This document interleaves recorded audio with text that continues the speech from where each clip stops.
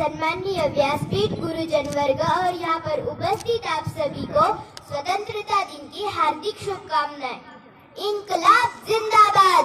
तुम मुझे खून दो, मैं तुम्हें आजादी दूंगा। चले जाओ। जय जवान जय किसान के नारे लगाने वाले मेरे प्रिय भारतीयों को मेरा सलाम। मैं सोनल संदीप जाधव आप सभी को इस स्वतंत्रता दिन के विषय पर मैं कुछ कहना चाहती हूँ। दोस्तों, 15 अगस्त 1947 इस दिन हमारा भारत देश अंग्रेजों की गुलामगिरी से आजाद हुआ था। तब से हम हर साल स्वतंत्रता दिन मनाते हैं। लेकिन जब से मोबाइल का जमाना आया है, तब से ज्यादातर लोग फोन पर ही शुभकामनाएं भेजते हैं। आप मुझे ये बताओ, हमें इस आजादी का जश्न फेसबुक या व्हाट्सएप पर पोस्ट करके मनाना चाहिए? क्या ऐसे करने से हमें पता चलता है कि हम कितने सच्चे देशभक्त हैं? क्या हमें ये आजादी इतनी सस्ती लगती है कि इस आजादी का जश्न हम मोबाइल पर ही मनाएं? नहीं ना। इसीलिए हमें ये याद रखना चाहिए कि हमें ये आजादी ऐसे ही नहीं मिली, बड़ी ही कठिनाइयों से मिली है। क्या उन भगत सिंह, राजगुरु, सुखदेव, चंद्रशेखर आजाद का यही भारत था? क्या उन्होंने यही कल्पना की थी? सरफरोशी की तमन्ना अब हमारे दिल में है, देखना है जोर कितना बाजुए का दिल में है। ऐसे नारे लगाते हुए हंसते हंसते फांसी चढ़कर अपनी जान कुर्बान कर दी। सलाम करें उन शहीदों को जिनकी वजह से हमें ये पावन आजादी मिली है। लेकिन हम क्या करते हैं? इस पावन आजादी का गलत इस्तेमाल होते हुए देख रहे हैं।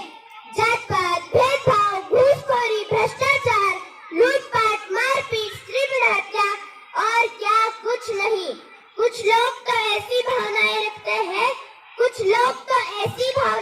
हैं, हिंदू को मुसलमान से लड़वा दिया गया तो मुसलमान को हिंदू से लड़वा दिया गया।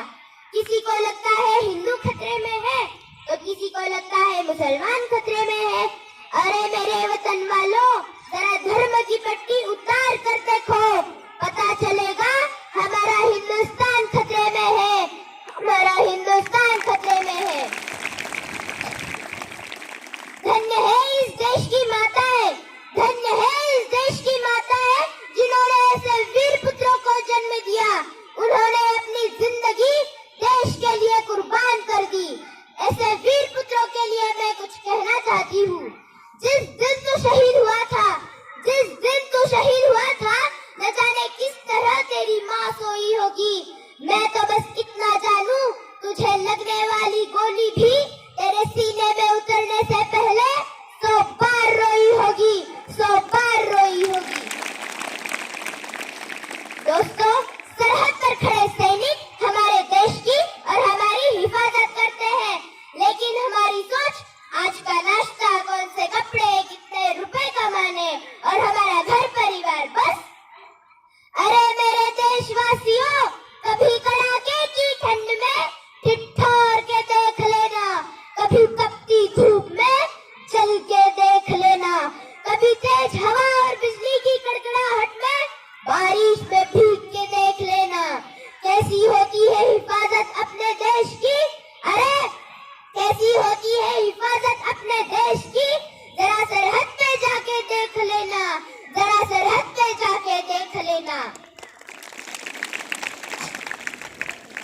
मुझे गर्व है उन भारतीय सेनाओं पर कि वो दिन रात एक करके हमारे देश की सुरक्षा करते हैं।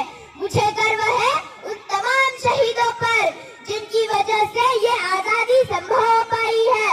मुझे गर्व है उस तिरंगे पर जिसके फड़कने से हमें आजाद होने का एहसास होता है।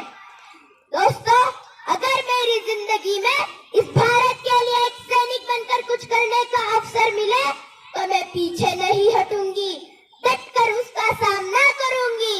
हर उस तूफान को मोड़ दूंगी, हर उस तूफान को मोड़ दूंगी जो मेरे देश से टकराएगा।